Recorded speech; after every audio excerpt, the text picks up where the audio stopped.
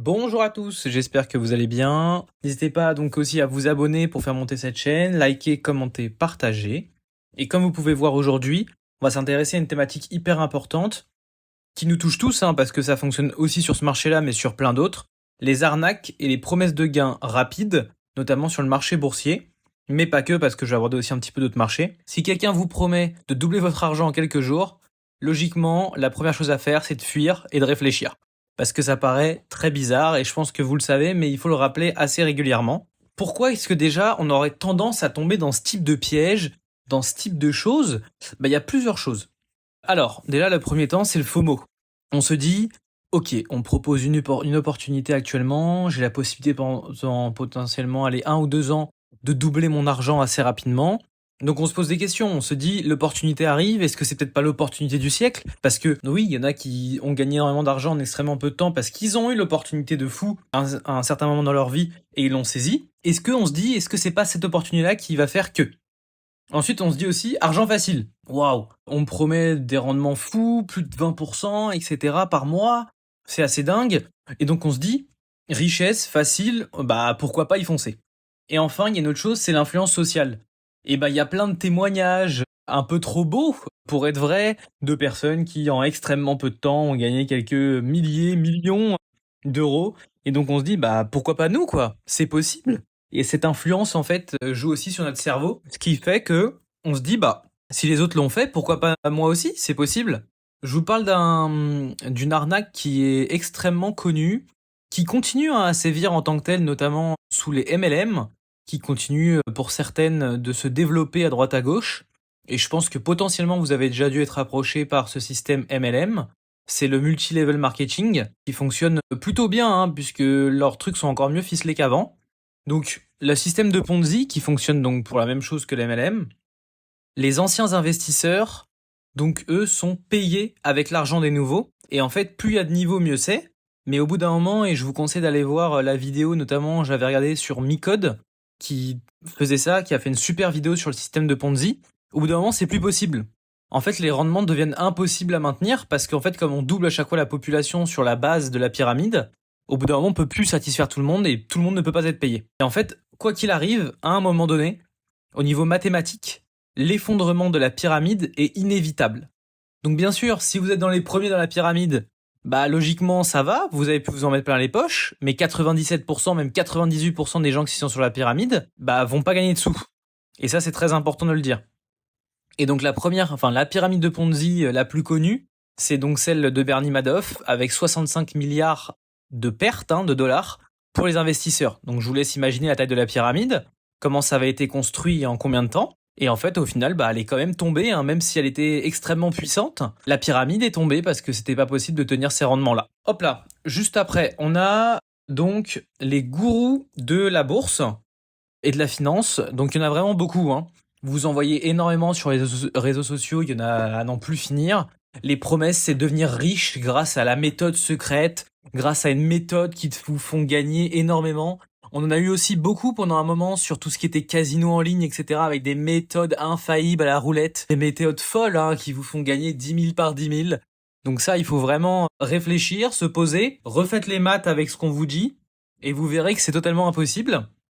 Les réalités, en fait, c'est que la formation est plus rentable pour le vendeur aussi que pour l'acheteur, que la majorité des personnes qui vous vendent des formations en tant que telles, ça dépend, parce qu'il y en a quand même qui vendent des formations qui sont extrêmement qualitatives et qui au final vous en avez aussi pour votre argent. Mais la majorité en fait vont gagner plus d'argent en vendant les formations qu'en gagnant de l'argent tout seul. Et c'est là où en fait où ça on dérive, parce que s'ils vendent plus d'argent en vendant une formation qu'en faisant de l'argent tout seul, vous voyez qu'il y a un souci quand même. Et le résultat, c'est qu'en fait vos portefeuilles sont vidés, les promesses sont non tenues, vous avez personne vers qui vous retourner.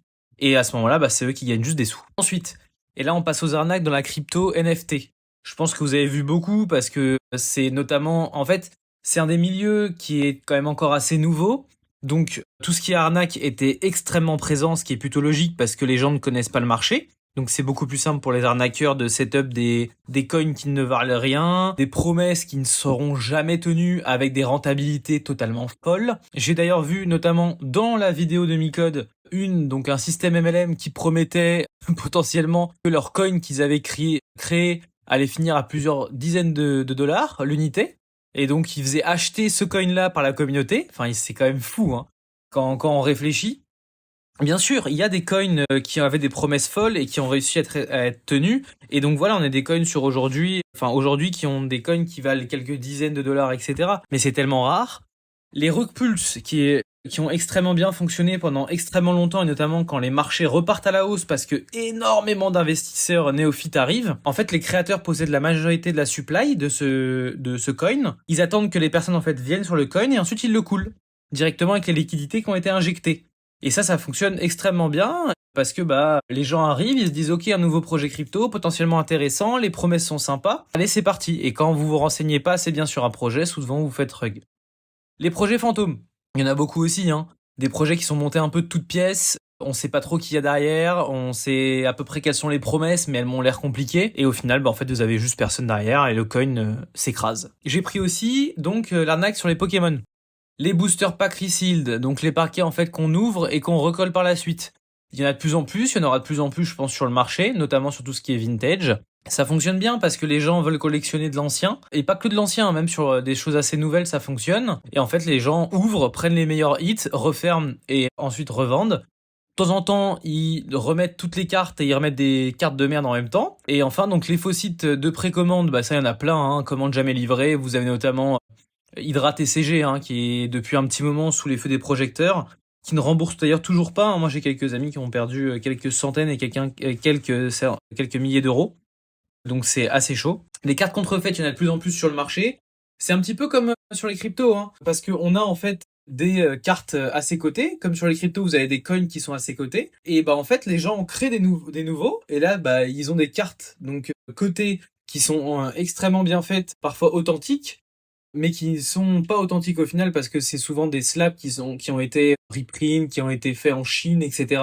de manière frauduleuse. Donc checkez toujours pour les collectionneurs vos cartes, vos QR codes et surtout les liens qui sont affiliés et les numéros. Ça permet aussi de déceler ça. Et donc en fait, sur le marché Pokémon, comme c'était aussi assez nouveau, beaucoup de néophytes, donc les arnaqueurs, peuvent se régaler là-dessus. Les signaux d'alerte, il y en a vraiment 4 en tant que tels, c'est extrêmement simple de les repérer. Tout rendement irréaliste, que vous songez irréaliste et vous pensez irréaliste, et il faut quand même se faire une idée assez facile d'un rendement potentiel sur le long terme ou non.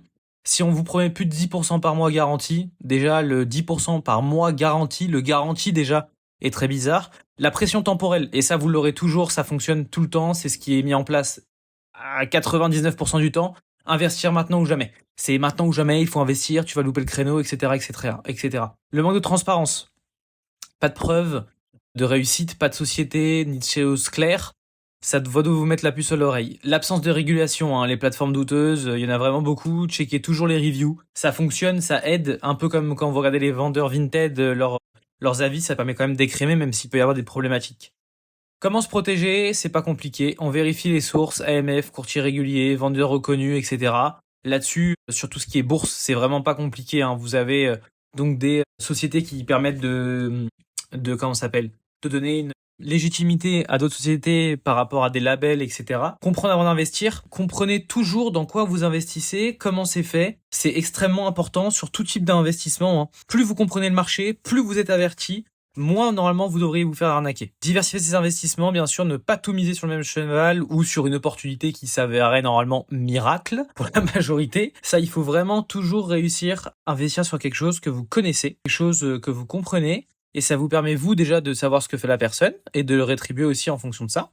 Appliquer la règle d'or. Trop beau pour être vrai, sûrement une arnaque. On laisse passer. La vraie richesse, c'est le temps, la construction progressive de votre patrimoine, la compréhension surtout sur quoi vous investissez, la patience, ça je vous l'ai donné aussi notamment sur le marché Pokémon. Pas de miracle instantané. Logiquement, la patience vous permet de réussir à gagner pas mal de sous. La stratégie aussi, bien sûr. Plus on a une strat qui est comment ça s'appelle, qui est bien ficelée, mieux c'est. Et les méthodes testées et validées par la majorité, logiquement, c'est des méthodes qui fonctionnent. Si beaucoup d'entre nous réussissent, vous pourrez réussir aussi par la suite de vous-même.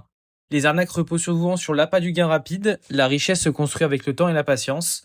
N'hésitez pas à prendre votre temps, à comprendre les sujets avant d'investir. Ça vous permettra d'éviter certaines problématiques et certains maux de tête. À suivre, donc potentiellement en prochaine vidéo, vous pouvez me le dire en commentaire si vous voulez que je fasse une vidéo spécifique. J'attendais d'avoir vos avis. Et enfin, n'hésitez pas à vous abonner pour ne pas manquer les prochains conseils, pour protéger votre argent et bien sûr aussi le faire fructifier. Je vous remercie et je vous dis à très vite pour une prochaine vidéo sur la chaîne Pokéfinance FR.